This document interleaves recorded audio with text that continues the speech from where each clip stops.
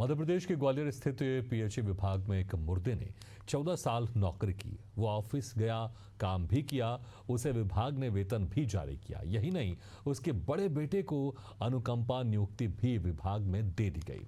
उसके कुछ ही साल बाद इस अनुकंपा नियुक्ति वाले युवक की मौत हो गई। उधर जिस पिता की मौत का फर्जी कागज युवक ने लगाया था, वो बाकायदा पीएचई विभाग के एक दूसरे ऑफिस में 14 साल तक नौकरी करता रहा। बाद में जब वही इंसान सही मर गया तो उसके छोटे बेटे को भी नौकरी दे दी गई। ऐसे में सबसे बड़ा सवाल तो यह है कि एक ही व्यक्ति आखिर 2 बार मरा कैसे? मौत के बाद भी वो शख्स कैसे नौकरी करता रहा और जिम्मेदार अधिकारी उसका वेतन जारी करते रहे? देखिए एक रिपोर्ट। आप अपनी स्क्रीन पर इस लोक स्वास्थ्य यांत्रिकी ग्वालियर के दफ्तर को गौर से देख लीजिए। यहाँ एक पिता को अलग अलग वर्षों में मुर्दा बताकर उसके 2 बेटों ने अनुकंपा नियुक्ति हासिल कर ली। इसमें पहले अनुकंपा नियुक्ति हासिल करने वाले की मौत हुई, उसकी विधवा पेंशन भी ले रही। इधर मुर्दा बताया गया शख्स बाकायदा विभाग में नौकरी कर रहा। दरअसल भूप सिंह पीएचई विभाग ग्वालियर में एक कर्मचारी थे। उनके 2 बेटे थे, रवि और पुष्पेंद्र। इन दोनों की इसी विभाग में अनुकंपा नियुक्ति भी हो गई।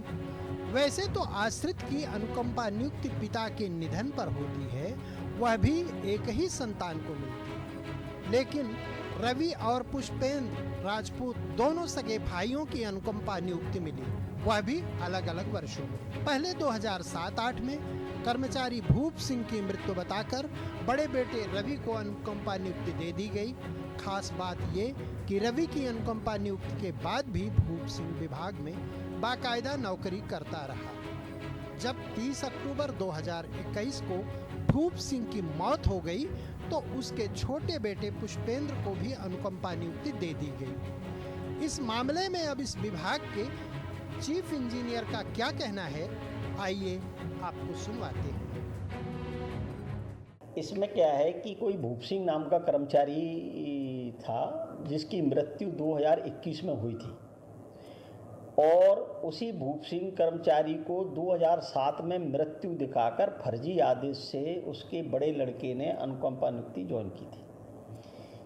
तो ये मामला जब शिकायत के रूप में हमारे पास आया तो जांच में ये आया कि भूप सिंह पुत्र फेरन सिंह एक ही कर्मचारी है और उसके नाम का फर्जी फोती प्रमाण पत्र बना के उसके बड़े लड़के ने नियुक्ति प्राप्त की और जब वो वास्तविक रूप से 2021 में मरा तो जिसको मिलना था मिल ही गया। तो वो रवि राजपूत करके कोई मतलब उसका पुत्र था, उसने फर्जी नियुक्ति प्राप्त की और वो भी उसकी भी 2021 या 20 में उसकी भी मृत्यु हो गई। तो इसकी हम जांच कर रहे हैं और उसकी पत्नी से हम उसमें पूछताछ कर रहे हैं कि भाई ये भूप सिंह उस समय मरा था या अभी मरा है और उसके प्रमाण पत्र में कौन सा प्रमाण पत्र सही है ये बताइए। दूसरा, उसको पेंशन मिल रही है तो उसकी पेंशन की भी पुष्टि कर रहे हैं कि उसको पेंशन 2007 से मिल रही है या 2021 से उसको मिलना स्टार्ट हुई है। तो पेंशन से पुष्टि हो जाएगी कि उसकी मृत्यु वास्तविक कब हुई है। बाकी ये प्रथम दृष्टया ये दिख रहा है कि इसमें एक नियुक्ति जो उसके रवि की हुई है वो प्रथम दृष्टया फर्जी है और उस पर हम कार्रवाई कर रहे हैं। इतनी बड़ी गलती कैसे हुई? कैसे कोई मुर्दा 14 साल तक नौकरी करता रहा? कैसे एक ही व्यक्ति के 2 बेटों को अनुकंपा नियुक्ति दे दी गई? इस पर जरा चीफ इंजीनियर साहब का ये तर्क भी सुन लीजिए। देखा होता ना, निविदा प्रक्रिया बिना शर्त निरस्त या स्वीकृत की जा सकती है। तो कोई नहीं तो वो उसकी पदस्थान दूसरी जगह थी, इसने जाके नौकरी दूसरी जगह थोड़ी पता है कि वहां कौन नौकरी कर रहा है। जैसे कभी बात चली होगी तो भूप सिंह की कोई दस्तावेज वगैरह इनने कभी जानकारी नहीं ली होगी? बात चली क्या, बात है अभी 15 दिन पहले संज्ञान।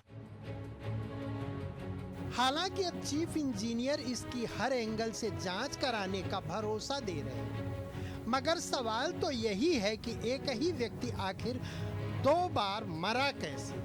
14 साल तक उसे वेतन कैसे दिया गया?